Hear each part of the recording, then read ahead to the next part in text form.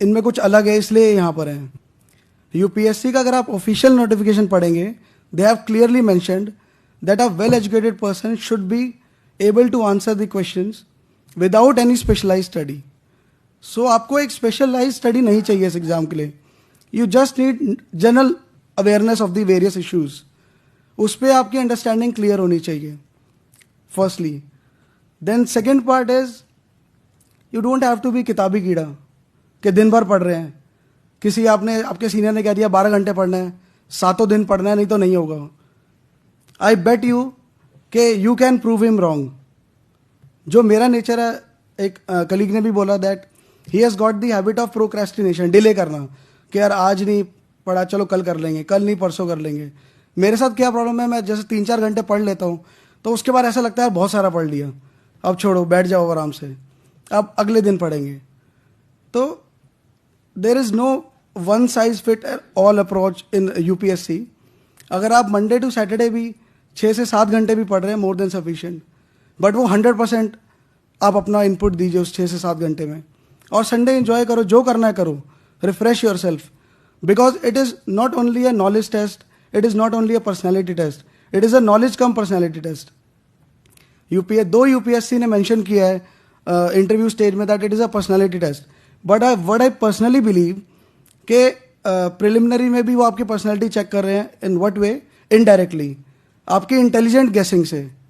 जो अब current trend है, it is about how you are eliminating the wrong option. If you are able to do it, you will get the right answer. You cannot choose the right one, but you can eliminate the wrong one. And in mains also, आपके कौन से trace test हो रहे हैं personality के, that suppose जब हमें question paper मिलता है एग्जाम हॉल में, देर आर ओकेजन्स के शुरू के 3-4 क्वेश्चन की हवा ही नहीं लगी कि कहाँ से आया ये तो कभी सुना ही नहीं था हमने कि ऐसा भी कुछ होता है कि इंडिया में या पूरे वर्ल्ड में। ऐसा बहुत बार होगा, हर बार होगा। जितने भी मेरे कलीग्स भी हैं जो दोबारा देंगे, आई एम नॉट गिविंग, मतलब मैंने इस बार प्री नहीं दिया ना, मैं दूंगा। I am more than happy with this rank. तो ऐसा लगेगा कि यार ये क्या क्वेश्चन आ गया।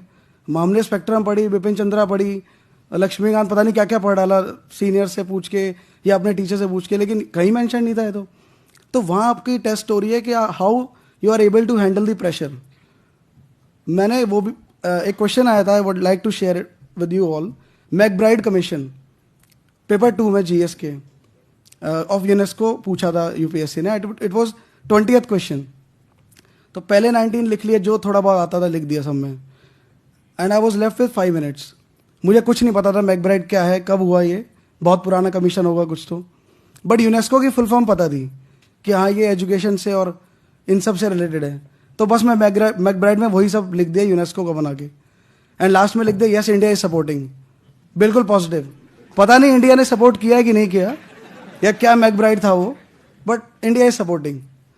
सो मुझे पता है उन्होंने, जिसने भी चेक किया होगा 0 दिया होगा 100%।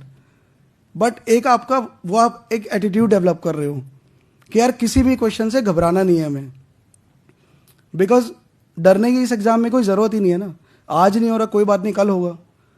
इसमें बहुत टाइम ऐसा आएगा जब आपको लगेगा कि यार आई एम फ्रस्ट्रेटेड। मतलब मेरे कलीग्स जैसे वसंत और मैं एक ही बैच के हैं, 2007 बैच के हैं बीजे से।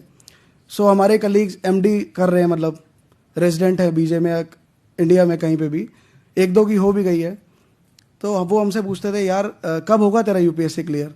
रांझना मूवी में डायलॉग भी है ना कि इश्क नहीं हो गया साला यूपीएससी हो गया, क्लियर ही नहीं हो रहा है, ठीक है। तो they used to ask me seriously कि यार कब होगा भाई, कब निकलेगा तेरा एग्जाम, मतलब तू इससे अच्छा पीजी कर ले। ऐसे टाइम्स आएंगे, ऐसे कमेंट्स भी मिलेंगे आपको। बट उस समय एक चीज़ याद रखना कि आपने अपने किसी भी फ्रेंड के लिए ये लाइन नहीं चुनी है, आपने अपने लिए लाइन चुनी है, ठीक है। What matters is you. और सपोर्ट सिस्टम की भी बात हुई आज यहाँ पे, वो बहुत इंपॉर्टेंट है। लेकिन मैं उसमें एक छोटी सी बात जोड़ना चाहूँगा। सबसे बड़ा सपोर्ट सिस्टम आपके पेरेंट्स हैं। जब वो आपके पीछे खड़े होकर कह देंगे ना कि बेटा बेटी हम तुम्हारे पीछे हैं, आप अपनी तरफ से बेस्ट करो, जो रिजल्ट आएगा देखी जाएगी, उस दिन आपको लगेगा कि हमने बहुत सही डिसीजन लिया है। बिकॉज जब आपके मन से डर खत्म हो जाएगा ना रिजल्ट को लेके, फिर आप अपना इस एग्जाम में बेस्ट शॉट देंगे, और जब आप बेस्ट शॉट दे देंगे फिर कोई नहीं रोक पाएगा। मतलब मैं ये चीज़ करता था कि रात को सोने से पहले I used to say to myself that I will clear this exam and nobody can stop me, trust me, ये इट वर्क्स लाइक वंडर्स। आपके अंदर इतनी पॉजिटिविटी भर देगा ना ये लाइन, जब आप ये खुद को बोलोगे, किसी और को नहीं बोलना चिल्ला के माइक पे कि लोग फिर बाद में मजे लें आपके कि यार ये क्या बोला था तुमने, ठीक है, खुद को बोलना है। और अगर जो अभी प्रिपरेशन नहीं कर रहे हैं तो एक बुक मैं सजेस्ट करूँगा, the power of your subconscious mind by doctor Joseph Murphy. It's really a very good book. आप उसको पढ़िएगा तो बहुत ज़्यादा आपको मोटिवेशन मिलेगी लाइफ में, हर एक चीज़ आपको बहुत आसान लगेगी। और बस ज़्यादा कुछ है नहीं कहने के लिए।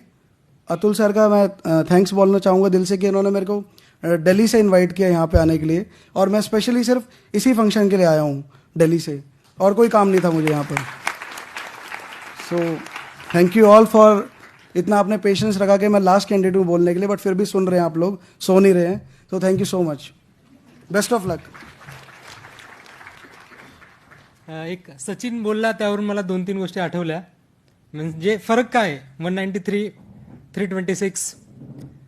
तर तो म्हणाला की तो दिवसातून 3 किंवा 4-5 तास अभ्यास केल्यावर त्याला असं वाटायचं की खूप अभ्यास केला. ऍक्च्युली ते खरं आहे. म्हणजे तो 4 तासात जे कव्हर करत असेल ते कव्हर करायला आपल्याला 10 किंवा 12 तास लागतील. म्हणजे त्याचा स्पीड वाचण्याचा आणि लिहिण्याचा मी इथून उठून यासाठी आलो, तेवढ्यासाठीच लिहिणं किती महत्वाचं आहे. म्हणजे एकदा सर क्लासमध्ये एक काहीतरी सरांचं होतं की एक प्रश्न देणार आणि तुम्ही त्याच्यावर इंट्रोडक्शन लिहा, फक्त इंट्रोडक्शन लिहा. तर सरांनी एक काहीतरी प्रश्न दिला, मी घेतली इंट्रोडक्शन लिहायला. मी पहिलीच ओळ माझी संपली नव्हती तोपर्यंत याचं इंट्रोडक्शन फिनिश. म्हणजे मी एक ओळ लिहित नाही तोपर्यंत याच्या 5 ओळी लिहून झाल्या होत्या. म्हणजे तुमचं लिहिण्याचं स्किल हे किती महत्वाचं आहे हे लक्षात घ्या. म्हणजे त्या गोष्टीवर एफर्ट्स घ्या. लिहिणं खूप महत्वाचं आहे आणि तुम्हीही तसा प्रयत्न केला तर कदाचित तुम्हाला तेवढं चांगलं आउटपुट मिळेल. थँक्यू.